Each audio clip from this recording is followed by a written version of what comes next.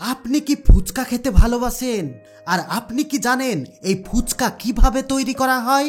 বর্তমানে এখন প্রত্যেকটা জায়গাতে ডুপ্লিকেট খাবার খাওয়ানো হচ্ছে, আর খাবারের বিষয়ে যখন নকল করার কথা উঠে আসে তখন চীনের নাম সবার আগে আসে। কিন্তু বন্ধুরা, আমাদের বাংলাদেশ আর ভারত এই ডুপ্লিকেট করাতেও পিছিয়ে নেই।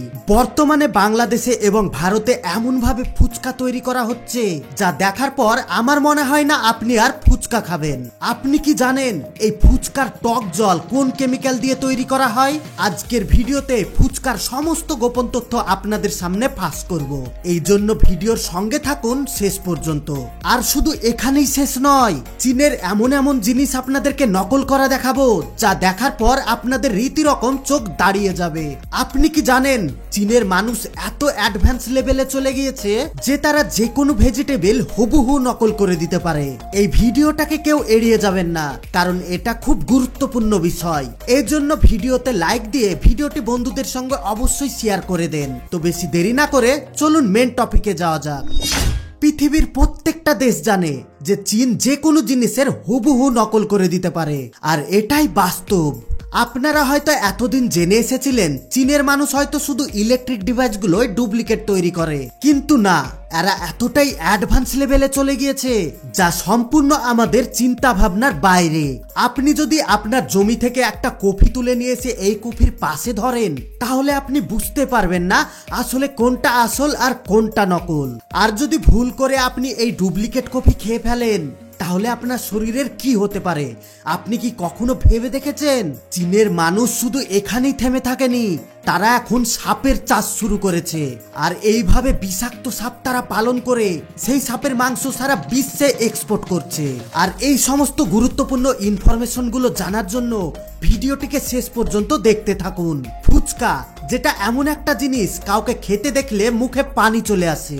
আপনি কি জানেন বর্তমান বাজারে এখন যে সমস্ত ফুচকার দোকানদাররা ফুচকা বিক্রি করে, আসলে তারা এখন বাড়িতে ফুচকাই তৈরি করে না, তারা এগুলো বাজার থেকে কিনে নিয়ে আসে। বর্তমানে এখন লোকাল ভাটিতে এই ফুচকা তৈরি করা হচ্ছে, কিন্তু এই ফুচকা যেভাবে লোকাল ভাটিগুলোতে তৈরি করা হচ্ছে, এই ফুচকা খাওয়ার পর কি আমাদের শরীরের কোনো রকম ক্ষতি হবে না?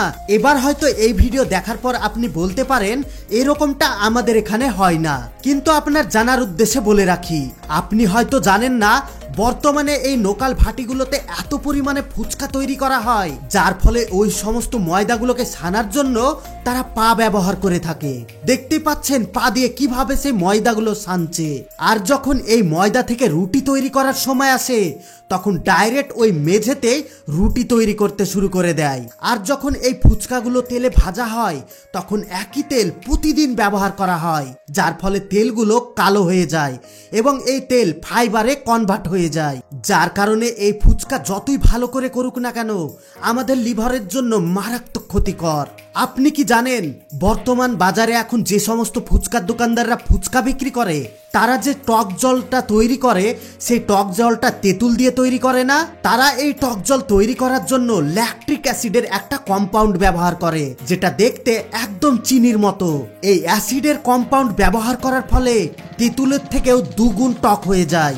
একবার ভেবে দেখুন তো এই ফুচকা খাওয়ার ফলে আমাদের কত বড় শরীরের ক্ষতি হয়ে যেতে পারে।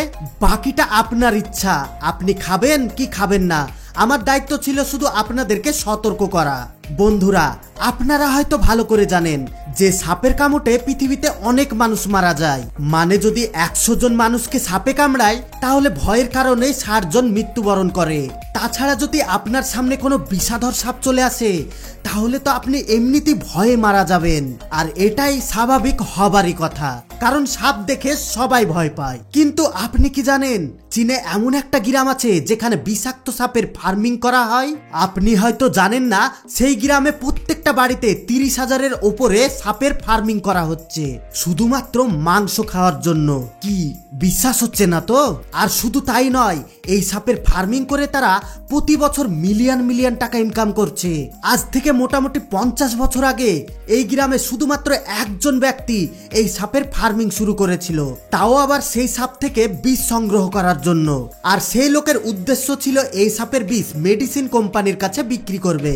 আর এইভাবে ব্যবসা করতে করতে কয়েক বছরের মধ্যে যারা সাপের মাংস পছন্দ করে তার কাছ থেকে কিনে নিয়ে যেতে শুরু করলো। আর কয়েক বছরের মধ্যে এই সাপের মাংস খাওয়ার জন্য এত পরিমাণে চাহিদা বেড়ে গেল যে সেই লোক সাপ্লাই দিতে পারলো না, যার কারণে গোটা গ্রাম এখন এই সাপের চাষ করে থাকে। আর এইভাবে শুরু হয়েছিল সেই গ্রামের সাপের ফার্মিং। শুনতে হয়তো অবাক লাগছে, কিন্তু এটাই সত্য। বর্তমান সময়ে তারা প্রতি বছর এই গ্রাম থেকে 50 লাখেরও বেশি সাপের মাংস এক্সপোর্ট করে থাকে, তাও আবার সারা বিশ্বে। এবার হয়তো আপনাদের মনে হতে পারে তারা এরকমটা কিভাবে করতে পারে। একবার ভেবে দেখুন তো, আপনাকে যদি ওই গ্রামে নিয়ে যেয়ে ছেড়ে দেওয়া হয় তাহলে আপনি কি করবেন, আর আপনার অনুভূতি বা কেমন হবে? অবশ্যই আমাকে কমেন্ট করে জানাবেন। আপনারা হয়তো অনেকেই জানেন না, সাপের বিষ মানুষের জন্য অনেক গুরুত্বপূর্ণ একটা মেডিসিন। তাই বলে যে আপনি বিষধর সাপ দেখে পালাবেন না, এমনটা কখনোই করবেন না। যদি এই বিষাক্ত সাপের বিষ আপনার রক্তের সঙ্গে মিশে যায় তাহলে আপনার মৃত্যু হয়ে যাবে।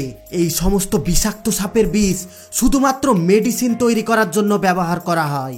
হার্টের ওষুধ তৈরি করার জন্য এই সাপের বিষ প্রয়োজন পড়ে। সেই কারণে 1 লিটার সাপের বিষের দাম কয়েক কোটি টাকা হয়ে থাকে। এমনকি সাপের বিষ থেকে সাপের অ্যান্টিভেনম তৈরি করা হয়। তাছাড়াও বর্তমানে ক্যান্সারের মতো রোগের ওষুধ এই সাপের বিষ থেকে তৈরি করা হচ্ছে। আর সেই কারণে চীনের এই গ্রামে আমাদের মতো যেভাবে গরু ছাগল আমরা পুষি, ঠিক সেই রকম ভাবে সাপের ফার্মিং করা হচ্ছে। বলতে গেলে এক কথায় চীন সারা বিশ্বে এই সাপের মাংস এক্সপোর্ট করে থাকে এবং চাহিদা মিটিয়ে থাকে। আমেরিকা, জাপান, সাউথ কোরিয়া এই সমস্ত বড় বড় দেশগুলোতে চীন সাপ পাঠিয়ে দেয় শুধুমাত্র মাংস খাওয়ার জন্য। চীনে আপনি ছোট ছোট বাচ্চাদেরকে এই বিষাধর সাপের সঙ্গে খেলা করতে দেখতে পাবেন।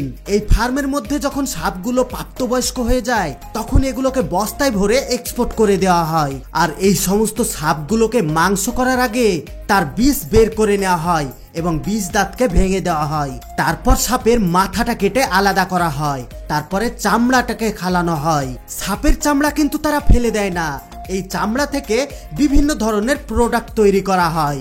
এখানে এমন এমন বিষাক্ত সাপ ফার্মিং করা হয় যে সাপে যদি আপনাকে একবার কামড় দেয় তাহলে আপনার এক ধাপ আগানোর ক্ষমতা থাকবে না। তার সত্ত্বেও তারা এই সাপের ফার্মিং বহু বছর ধরে করে আসছে। আপনারা কি কখনো শপিং মল থেকে কোটোতে পাওয়া মাংস কিনে খেয়েছেন? অবশ্যই কমেন্ট করে জানাবেন। আর যদি খেয়ে থাকেন তাহলে আপনি ভুল করে সাপের মাংস খেয়ে নিয়েছেন। আর বন্ধুরা, সব লাস্টে জরুরি কথা, আমরা যেন এর থেকে আরো সুন্দর সুন্দর ভিডিও বানাতে পারি, এই জন্য ভিডিওতে একটা লাইক দিয়ে ভিডিওটি বন্ধুদের সঙ্গে শেয়ার করে দেন। আর আপনি যদি আমাদের চ্যানেলে নতুন হয়ে থাকেন তাহলে চ্যানেলটিকে অবশ্যই ফলো করে রাখুন, যেন পরবর্তী ভিডিও আপলোড করার সঙ্গে সঙ্গে আপনি সবার আগে দেখতে পারেন। এতক্ষণ পর্যন্ত সঙ্গে থাকার জন্য আপনাদের সবাইকে অসংখ্য ধন্যবাদ।